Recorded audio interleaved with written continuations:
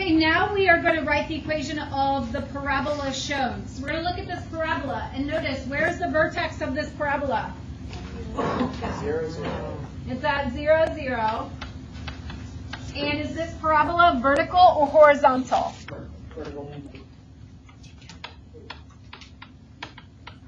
So the formula for this parabola is y equals 1 over 4px squared. And I got that formula from the big chart in my notes.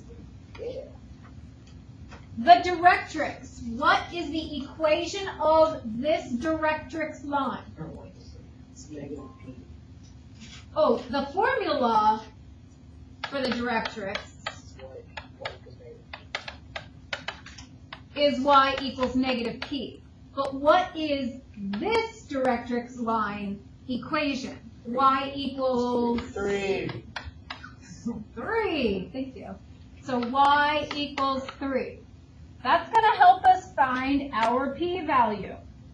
Negative p is 3, so positive p is? Negative 3. So I found my p-value. Now we're just going to plug it into the formula for the equation. So I'm going to plug it into y equals 1 over 4 parentheses negative 3 x squared. Plugged it into the formula for the equation, the one they gave us. And that gives me y equals negative 112 x squared. And that's it. That's the equation. You're done.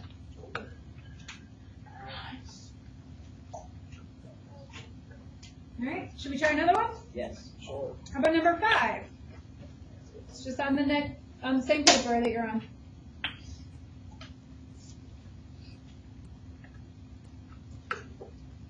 The directrix is x equals negative 3. So we're going to look at our chart. And we have to figure out if this is a vertical or a horizontal. Where is the directrix x equals? Is that vertical or horizontal? Vertical. Vertical. And x equals negative 3, the formula is x equals negative p. Yes? It says on horizontal that it's directrix. And x equals. Is it horizontal? Yeah. Yes. Okay, how do you not know? Are you sitting in front of the chart? If the answer is no, because I have to turn the page, then let's fix that. Let's do this.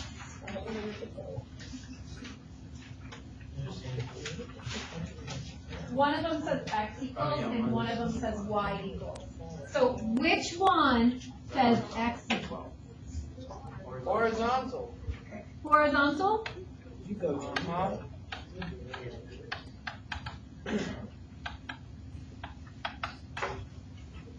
Okay, so what's the formula then that we're getting from our chart? X is equal to P is equal to.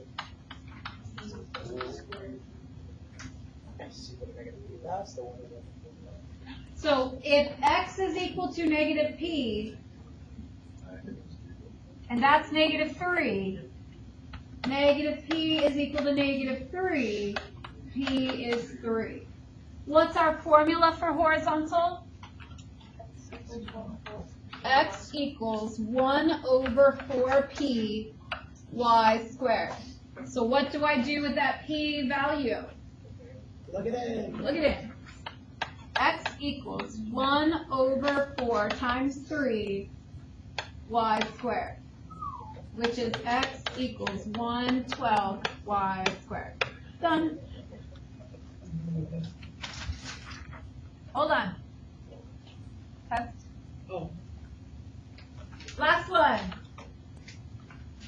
Just kidding, not last one. 6th one. I was like, what? That's not the last one. You're right. Okay, focus is negative 2, 0. So now we're going to look at the chart that is right in front of you. Figure out which one has a focus where the number comes first. It's horizontal. Thank you. Horizontal. if you are letting somebody else answer for you, then you are not engaging yourself, and you are not going to learn this on your own. So when I ask you to look at the chart, you look in the chart too. And you find that answer horizontal. All right, so the horizontal focus formula is P0, right? So then what's our p-value? -2. And we're going to plug that into the horizontal equation, which is x equals 1 over 4 times p times y squared. So we get x equals -1/8 y squared. Why did I stick my negative all the way out front like that?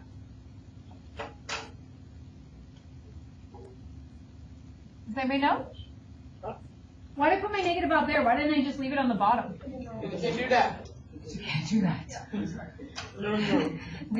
The earth will open up if you do things like that. No. You need to simplify it, and we never leave it negative in the denominator if it's simplified. So since we're taking a negative and a positive and divided by a negative, that becomes a negative number. Yep. I thought that the P had to be the opposite, so of the focus, so should it be? Not of the focus, it's opposite of the directrix. Right? Okay, last one.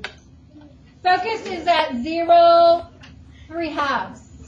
This is a 0p kind. So is that horizontal or vertical? Don't yell it out, don't yell it out, don't yell it out. Look.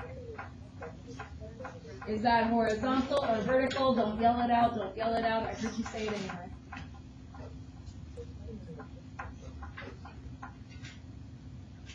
Carly, what is it? That is a vertical kind. So we're using the, so what's P? P is 3/2. So we're using y equals 1 over 4 multiplied by 3/2 x squared. Now I'm going to multiply 3/2 by 4. I'm going to multiply those by hand because when we get to chapter 7 and you're doing all kinds of fractions by hand, I don't want that to be the point when you learn fractions for the first time. Let's start practicing doing fractions with easy ones like this. We're going to multiply 4 over 1 times 3/2. That's how you multiply fractions. You do numerators and denominators. That's supposed to be, oh, that was terrible. Let's try that again.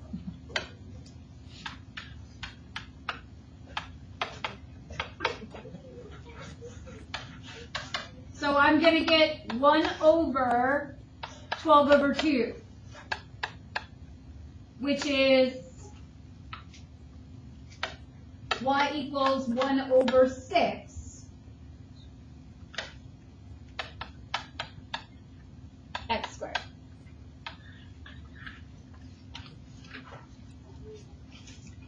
All right, the assignment is in the book.